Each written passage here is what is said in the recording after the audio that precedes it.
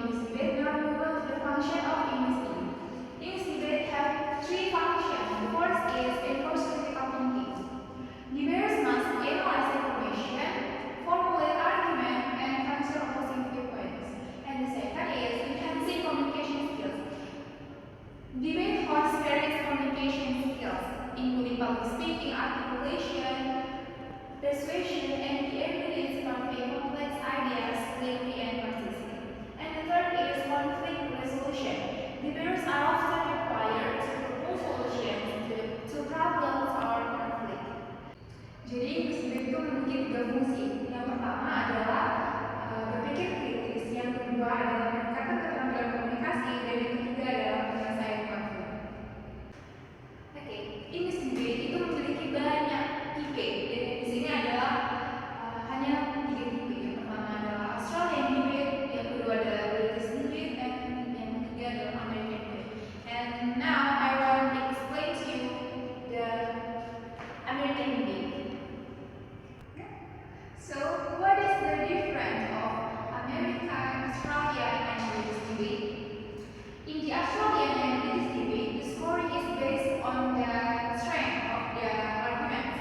But in American debate, the scoring is based on the clarity and evidence of the arguments. So, what is American debate? American Parliamantery debate, or APD, is a style of competitive debate commonly practiced in the United States. It is a structured and formalized form of debate that combines elements of traditional parliamentary debate and British parliamentary debate. Jadi American Parliamentary debate ini memiliki 6 struktur. Yang pertama adalah moderator. The role of a moderator is crucial in maintaining order and ensuring that all participants have an opportunity to express their views within the specific time frame. Yang kedua adalah teams. In most debates, there are two opposing teams, the affirmative teams and the negative team. The affirmative team support the motion, while the negative team opposes it. The third is time part. Debates often follow a structured format with specific time limits for each segment. The fourth is judging. Debates are often judged by impartial individuals who assess the quality of arguments, evidence, and overall persuasiveness. They decide which team or side wins the debate. The fifth is audience. In some cases, debates are open to the public, and the audience may have the opportunity to ask questions or vote on the winning team. The last one is crossfire. Participants may engage in cross-examination, asking each other questions to clarify position. Okay, how to play debate? Okay, introduction, team and speaker introduction. Jadi di sini tuh dua adalah yang diskusinya kalau moderator dan sebelah kanan adalah timekeeper. Terus tim di sini adalah tim negatif, dari sebelah sana adalah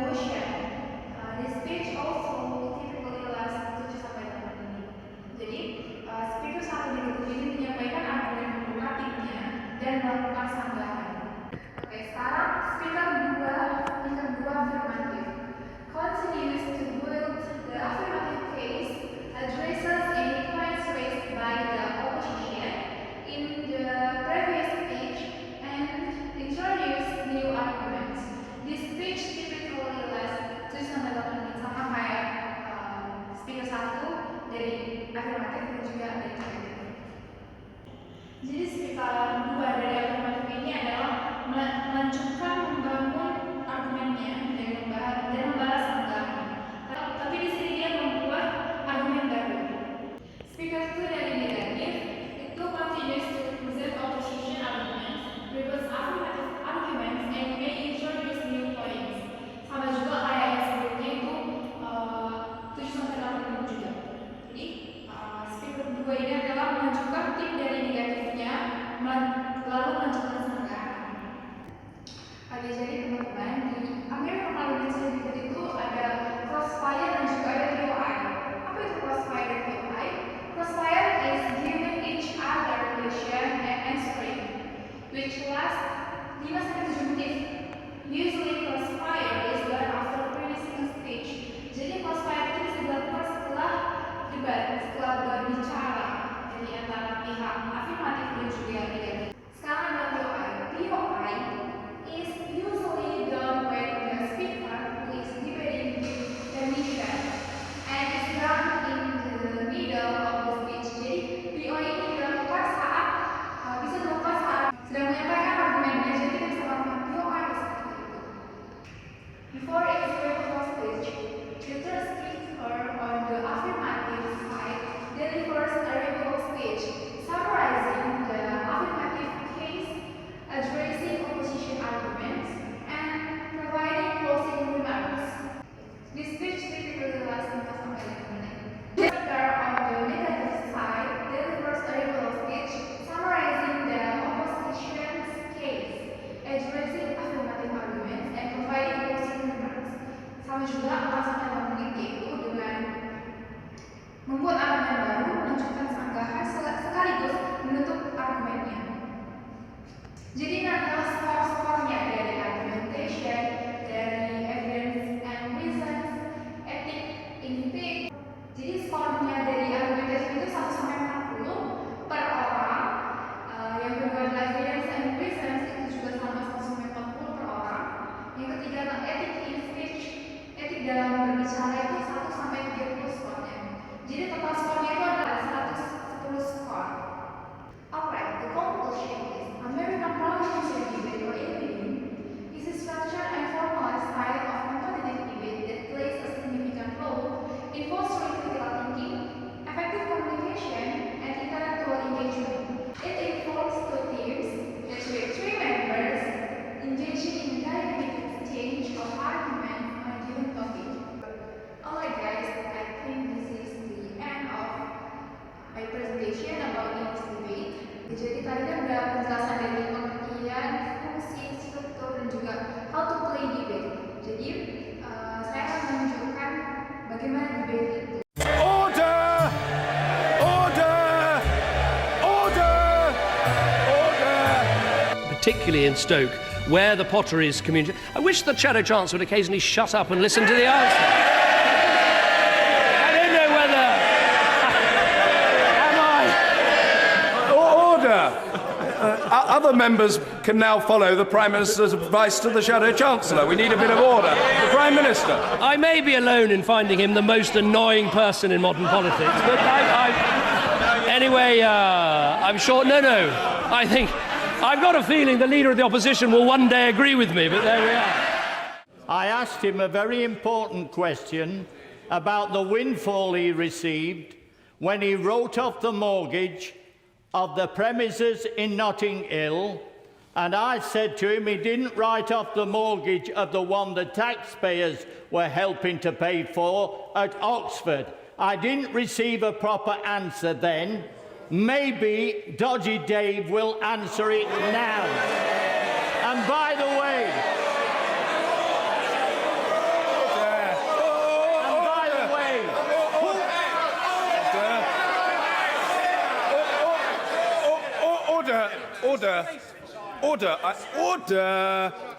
Order. I must ask the honourable gentleman, order.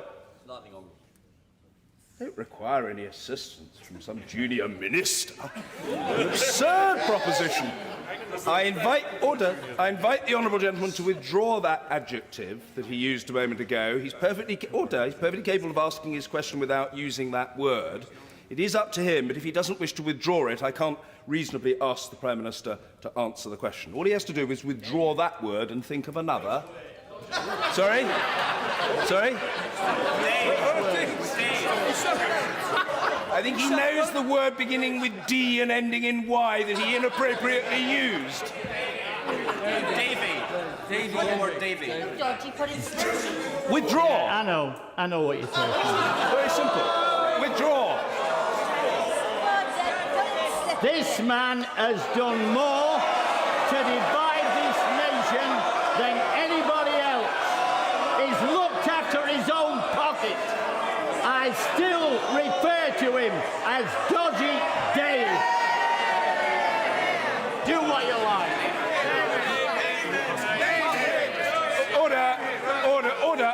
Order. I'm sorry. I must ask the honourable gentleman to withdraw the word. Very well.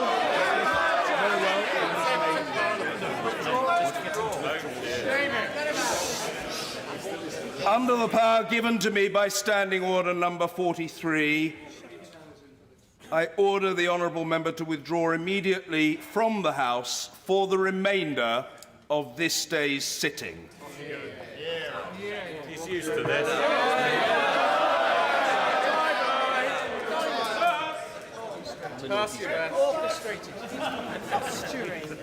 Very well. I think, David, debate to be resumed what day? Order,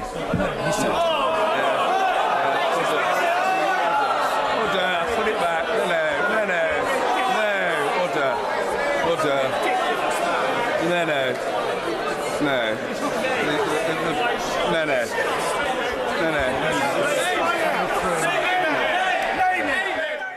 Scotland's voices must be respected, Prime Minister.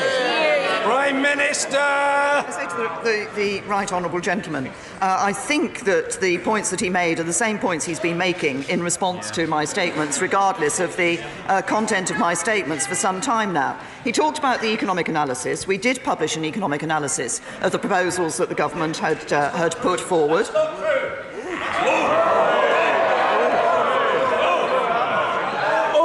Order. There's plenty of scope for disagreement about what is true and what isn't true, but in fairness, I repeat the point that the person who has the floor must be heard. The Prime Minister. Thank you, Mr. Speaker. Can I say to the right honourable gentleman that I think in his intervention from a sedentary position, he may have inadvertently misled the House on this matter. No. The government. What was that? Order. Forgive me. I didn't hear what was said. I hope the word liar wasn't used, but order. I'm perfectly capable of handling this matter with alacrity, and I shall do so. If that word was used without equivocation or qualification, that word must be withdrawn at once. At once. Order. If a member on the front bench used that word, I'm sorry, I'm not debating it, I'm not arguing, I'm not negotiating. That word must be withdrawn at once. Who was the person that used the word? Mr. Blackwood? I'm advised, I admit I didn't see which member used it. I'm advised, I think on good authority, that word was used by the leader of the Scottish National Party. If so, I want the debate to continue, and it will, but if so, I simply ask the right honourable gentleman to withdraw that word. He cannot accuse another member in this House of dishonesty. Withdraw. In courtesy to yourself, I withdraw. For courtesy to yourself. No, there are plenty of precedents for that. I remember doing it once myself. And I remember a member of the Shadow Cabinet from West Bromwich once doing it out of deference to the chair rather than the person whom he'd been attacking. That's enough. I note that honourable members opposite were given as much time as they wanted to make their points. And I intend to take as much time as is my right to make my point. Order. I think the honourable lady's come to an end. Can we have the Minister, please? Thank you, Mr. Hoyle. matter. Order. 1 second. A point of order, Mr. Salmon. It's quite clear that the Honourable Lady had not resumed her seat, sir. Being in the chair accords you many privileges, but you cannot reinterpret the wishes of an honourable member who is on her feet. Mr. Salmon, as the chair, I have the right to make decisions on this House. Just a moment. What I would say is, quite rightly, I wanted to bring the Honourable Lady in, which I did. When the SNP whip comes and gives me ask for me to give a couple of minutes to ensure that you've got another voice, which I did. I certainly don't expect advantages to be taken of the chair on the agreement that I made. That's the difference. Sit down. Thank you, Mr. Hoyle. Thank you, Mr. Hoyle, and thank you for the chairing of this debate. Mr. Salmon. Oh, Mr. Wishart, calm down. It's a very serious matter. It's so serious that I want to hear what the Minister's got to say. In response to where we are. I think it's very serious. I want to hear it. Well, this is a hugely important debate. Order! Mr. Salmon, can you just clarify something for me? To speak 30 minutes without any admonition from the chair. Order! Mr. Salmon, Forced your colleague to sit down. Absolutely. Temperatures are running quite high. We need to just calm it down. In fairness, I've been very generous in coming into the chair. Mr. Wishart, we don't need any extra help just for the moment. Can I just say, I want to hear, and you would expect to hear, what the Minister's got to say in response to the opening speeches, which I believe you would have wanted answers to. Now, the fact is, I believe this House also wants to hear what the Minister's got to say. The last thing I wanted to do was take up the time on points of order, because in the end, we'll not hear what the Minister's got to say. Now, I understand you may have used some unparliamentary language to me. I'm sure that's not the kind of person that you are, and I'm sure you didn't. I'm saying, I don't know. No, I didn't. I'm saying, I'm sure it wasn't the case. That's what I said. I didn't accuse you, far from it. Now then, what I want to do is let's get the Minister on his feet. Mr. Hoyle, thank you, Mr. Hoyle. And we've heard from all four corners of the United Kingdom. Everyone who has spoken in this debate agrees on the importance of engaging closely with the devolved administrations and legislatures as we embark upon the forthcoming negotiations. I have to say, I have great respect for you as the chair, but I hope you can understand the frustration that we all feel that only 2 SNP MPs have been called in this debate, which is important to the future of Scotland and our position within Europe. And I'm asking what you can do to make sure in this debate that the voice of the people of Scotland is heard correctly. It has not been heard this evening to the extent that it should. Can I just say to you, I walked into the chair, I've tried to ensure there was a second voice, which we're listening to. That's what I agreed to, and that's what I've done. In fairness, I think you've done better than was going to happen, and in which case, let's see what the Minister's got to say. Mr. Hoyle, historically, they have been vexed about how to pay for the EMA scheme. Madam Deputy Speaker, if we are to have a credible debate, I apologise, it is my tie to support the campaign against bowel cancer that was making that noise, Madam Deputy Speaker. It is a musical tie that they were giving out. Order. Perhaps next time the gentleman will be more selective in the ties that he wears. You don't even know